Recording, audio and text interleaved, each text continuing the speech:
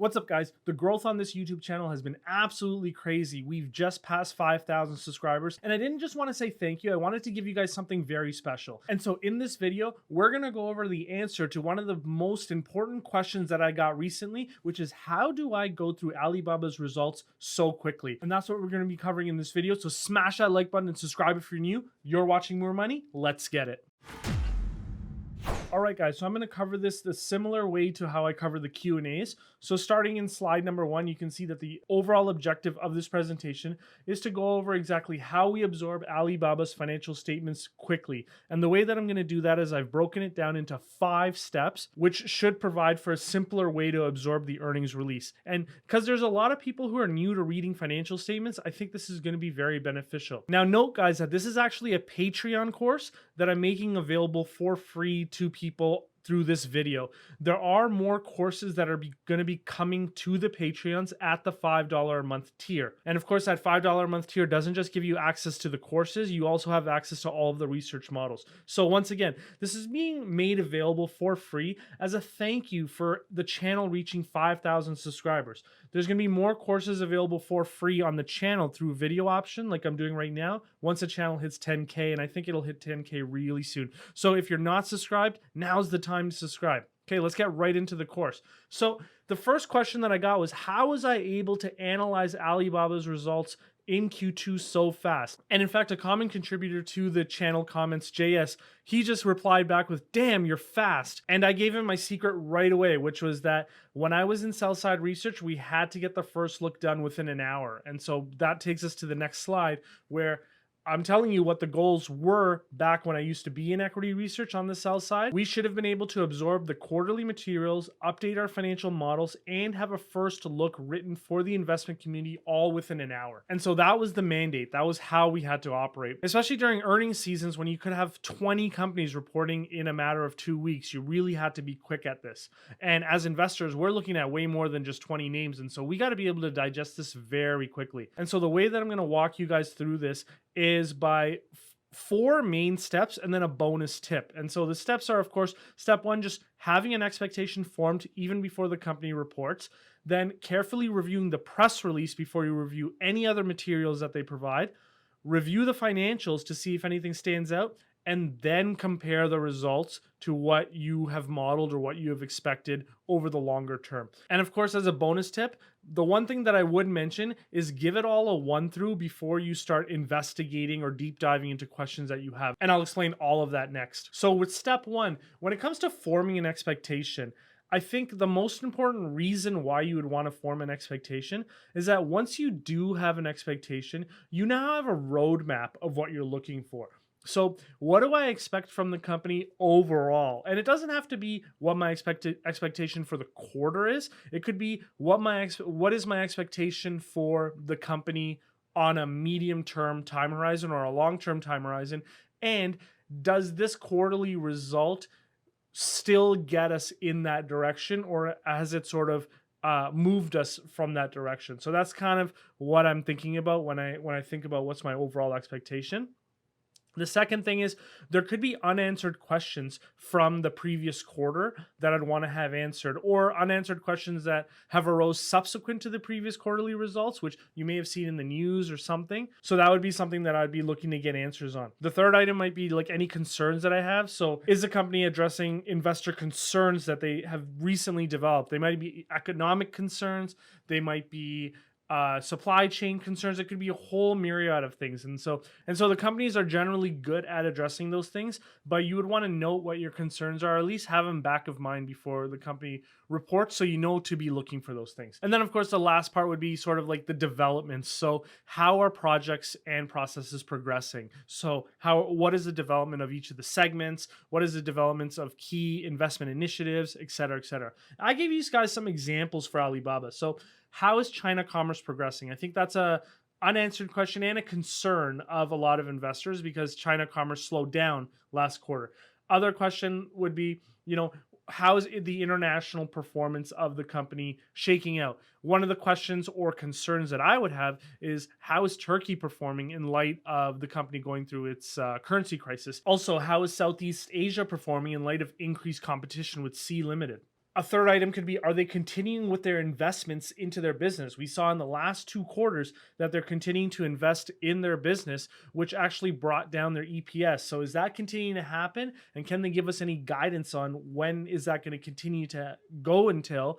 And sort of how can we think about forecasting EPS going forward? Another item could be, what are their buyback plans? How should we be thinking about buybacks going into the next 4 quarters or so, right? And then finally, of course, are they going to provide us with revised guidance on the year now that they got 3 quarters in of information? They do update their guidance continually. So are we going to be getting revised guidance upwards, or are we going to continue to get revised guidance downwards? So those would be things that I would sort of be looking out for with this next quarterly results from Alibaba. But of course, taking a step back, once again, once you have an expectation, I really have to reiterate that you're going to have a roadmap of what you're looking for. And this is key to digesting the information quickly, but also in a way that makes sense and to keep you sort of on the right path to digesting the stuff quickly. Now, moving on to step 2, I think the first area that you should go to is the press release. You should very carefully review the press release. And the reason why is because the press release will give you all of the major developments quickly. Generally, they can get you most, if not all, of the important points in a couple of paragraphs. And I would do this before reading the 10Qs or the presentation materials. If anything, I might read the presentation materials in conjunction with the press release, but the press release is driving my analysis at the initial phase. Now, note, guys, that it's a lot easier to put the developments that they talk about in their press releases into context after you formed an expectation in step 1 prior to the release. And the reason for that is because you're going to have a certain expectation of what you're looking for, which is, of course, what the company is going to be talking about, hopefully. And of course, they might not be touching on everything. And so, of course, you might have to do some digging to find answers to your other questions.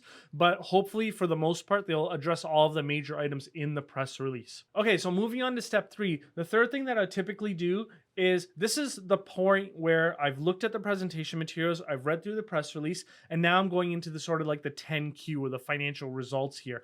And so the first thing I'll do is I'll actually flip and go right into the financials. So that's the income statement, the balance sheet, and the cash flow statement. And this is just a quick go over.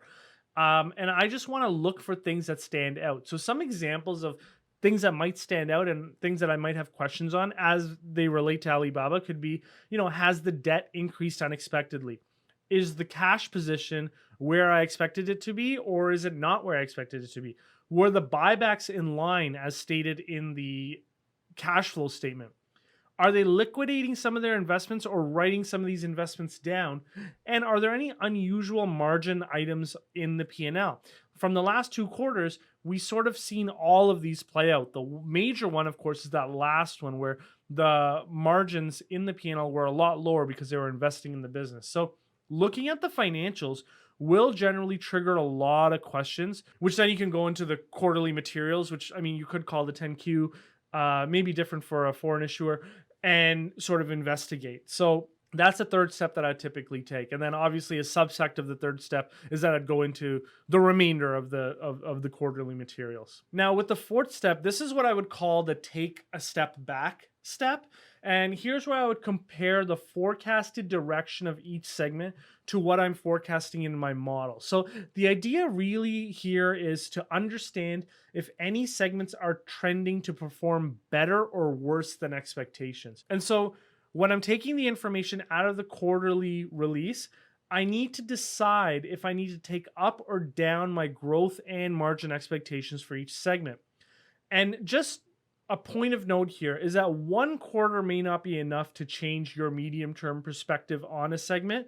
So I would encourage you to refrain from getting either too positive or too negative. As an example, one thing that I did cover in the Q2 full analysis video, and I think I did 3 videos on it, was that the international segment is doing very well year to date. But I still haven't taken up my medium-term revenue forecast because I want the management team to give me more guidance on the international segment before I take up my expectations. And so I left my forecast for the international segment where it is. and management has been outperforming it. Also, I also think that cloud can be outperforming my forecast for the medium term, but I'm not taking it up until management gives me a concrete reason as to why. So, my valuation on Alibaba might be conservative. I believe that it is conservative, but I'm not taking it up for those particular segments until management gives me a greater reason as to why.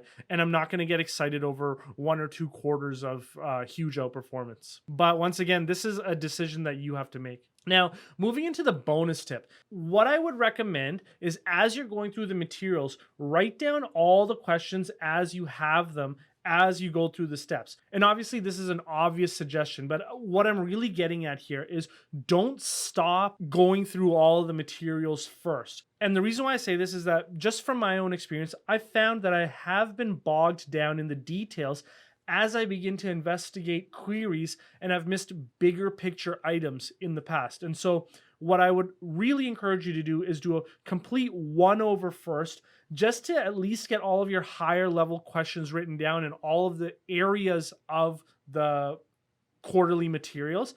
And then once you have all of sort of your higher level questions down, then start investigating to your heart's content. And the reason why I say this is because as you start investigating all of those higher level areas, you will absolutely be asking more and more questions as you dive down the path of investigation of the larger items. So that's why this step is here. Also, the other thing that I would mention is do not stress if you don't get all the answers. Just do your best. You're not always going to get all the answers.